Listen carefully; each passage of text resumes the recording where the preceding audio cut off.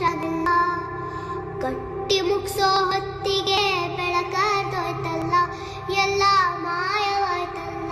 ಆ ಸರ್ವಶಕ್ತಿಯ ಕೃಪೆ ಅನ್ಸುತ್ತೆ. ಇನ್ನೇನು ಮುಗೀತು, ನಾವು ಮುಂದೆ ಏನೂ ಮಾಡೋಕ್ಕಾಗಲ್ಲ ಅಂತ ಬೇಜಾರಲ್ಲಿರ್ಬೇಕಾದ್ರೆ ಈ ವ್ಯಕ್ತಿ ಇಷ್ಟು ದಿನ ಅದೆಲ್ಲಿದ್ನೋ ಗೊತ್ತಿಲ್ಲ, ಆದ್ರೆ ಈಗ ಮುಂದೆ ಬಂದಿದ್ದಾನೆ. ಸ್ವತಂತ್ರ ಭಾರತದ ಇತಿಹಾಸದಲ್ಲೇ ಇಂತಹ ಪ್ರಕರಣ ಮತ್ತೊಂದಿರಲಾರದು.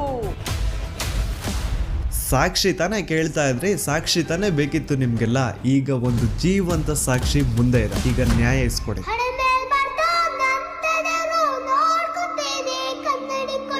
ಅದೇ ಒಂದು ನೇತ್ರಾವತಿ ನದಿ ತೀರದಲ್ಲಿ ಡೈಲಿ ಒಂದು ಹೆಣ ಬೀಳೋದು. ಸೊ ಆ ಒಂದು ಬ್ಲಾಕ್ ಕಲರ್ SUV ಕಾರ್ಗೂ ಹಾಗೂ ನೇತ್ರಾವತಿ ನದಿ ದಡದಲ್ಲಿ ಸಿಗುತ್ತಿದ್ದಂತಹ ಹೆಣಗಳಿಗೂ ಏನೋ ಒಂದು ಸಂಬಂಧ ಇದೆ ಅಂತ ಭೀಮಗೆ ಗೊತ್ತಾಗುತ್ತಾ.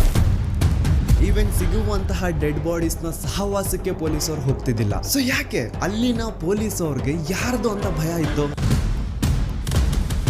ಅವಳು ಬಾಡಿನ ಒಂದು ಕಡೆ ಮಣ್ಣು ಮಾಡು ಅಂಡ್ ಅವಳಿಗೆ ಸಂಬಂಧ ಪಡುವಂತಹ ವಸ್ತುಗಳನ್ನ ಇನ್ನೊಂದು ಕಡೆ ಮಣ್ಣು ಮಾಡು.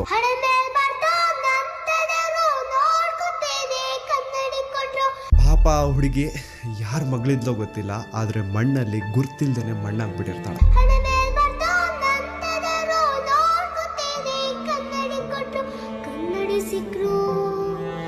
ಕನ್ನಡಿ ಸಿಕ್ರು ತಳ್ಕಂಪಳ್ಕ ಓದೋದು ಯಾರೋದೇರು ತುಂಬಾ ಹುಷಾರು.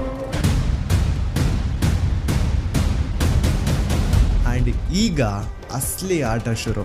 ಆಟ ಅಲ್ಲ, ಶಿವ ತಾಂಡವ ಈ ಸತಿ.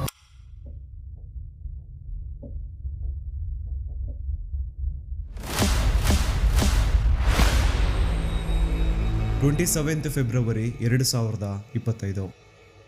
ನಾನು ಈ ಒಂದು ಚಾನಲ್ ಅಲ್ಲಿ ಒಂದು ವಿಡಿಯೋ ಅಪ್ಲೋಡ್ ಮಾಡಿದ್ದೆ ಸೌಜನ್ಯ ಮರ್ಡರ್ ಕೇಸ್ ಬಗ್ಗೆ. ಆ ಒಂದು ವಿಡಿಯೋ ಯಾವ ತರ ಸೆನ್ಸೇಷನಲ್ ಆಯ್ತು ಅಂತ ಈಗ ಆಲ್ರೆಡಿ ಎಲ್ರಿಗೂ ಗೊತ್ತಿದೆ. ಅದಾದ್ಮೇಲೆ ಬಹಳಷ್ಟು ಸೋ ಕಾಲ್ಡ್ ಜ್ಞಾನಿಗಳು ಮುಂದೆ ಬಂದು ಒಂದ್ ಸವಾಲ್ ಹಾಕಿದ್ರು. ನೀವು ಹೇಳೋದಕ್ಕೆಲ್ಲ ನಿಮ್ ಹತ್ರ ಸಾಕ್ಷಿ ಇದೆ ಅಂದ್ರೆ ಆ ಸಾಕ್ಷಿನ ಪಬ್ಲಿಕ್ ಮಾಡಿ ಅಥವಾ ಕೋರ್ಟ್ ತಗೊಂಡು ಹೋಗ್ಕೊಡಿ, ಬೀದಿ ರಂಪಾಟ ಯಾಕೆ ಮಾಡ್ತಿದ್ದೀರಾ ಅಂತ. ಅದಾದ್ಮೇಲೆ ನಾನು ಒಂದು ವಿಡಿಯೋ ಮಾಡಿದೆ ಸಾಕ್ಷಿ ನಾಶ ಅಂತ. ಅಂಡ್ ಆ ಒಂದು ವಿಡಿಯೋದಲ್ಲಿ ಪಾಯಿಂಟ್ ಟು ಪಾಯಿಂಟ್ ಎಕ್ಸ್ಪ್ಲೈನ್ ಮಾಡಿದೀನಿ ಹೇಗೆ ಸೌಜನ್ಯ ಕೇಸಲ್ಲಿ ಬಹಳಷ್ಟು ಸಾಕ್ಷಿಗಳು ನಾಶ ಆಗಿದಾವೆ ಅಂತ. ಆದ್ರೂ ಕೆಲವೊಬ್ರದ್ದು ಮಾತ್ರ ಅದೇ ಇದ್ದಿದ್ದೆ, ಕೋರ್ಟ್ ಅಲ್ಲಿ ಹೋಗಿ ನ್ಯಾಯ ಕೇಳಿ ಬೀದಿ ರಂಪಾಟ ಯಾಕೆ ಮಾಡ್ತಿದ್ದೀರಾ ಅಂತ. ಹಾನೆಸ್ಟ್ಲಿ ಹೇಳ್ಬೇಕು ಅಂತಂದ್ರೆ, ಮನ್ಸಾಕ್ಷಿ ಮುಟ್ಕೊಂಡು ಹೇಳ್ಬೇಕು ಅಂದ್ರೆ ಸೌಜನ್ಯ ಕೇಸಲ್ಲಿ ಬಹಳಷ್ಟು ಸಾಕ್ಷಿಗಳು ನಾಶ ಆಗಿದಾವೆ. ಅಂಡ್ ಮಿಕ್ಕಿರುವಂತಹ ಸಾಕ್ಷಿಗಳನ್ನ ಇಟ್ಕೊಂಡು ಕೋರ್ಟ್ ಅಲ್ಲಿ ಹೋಗಿ ನ್ಯಾಯ ಕೇಳಿದ್ರೆ ನ್ಯಾಯ ಸಿಗೋದು ಬಹಳ ಕಷ್ಟ. ಸೊ ಏನಪ್ಪಾ ಮಾಡೋದು, ನಮ್ ಕಣ್ಣು ಮುಂದೆನೆ ಆರೋಪಿಗಳು ಐಷಾರಾಮಿ ಜೀವನ ನಡೆಸ್ತಿದ್ದಾರೆ, ಆದ್ರೆ ಸಾಕ್ಷಿ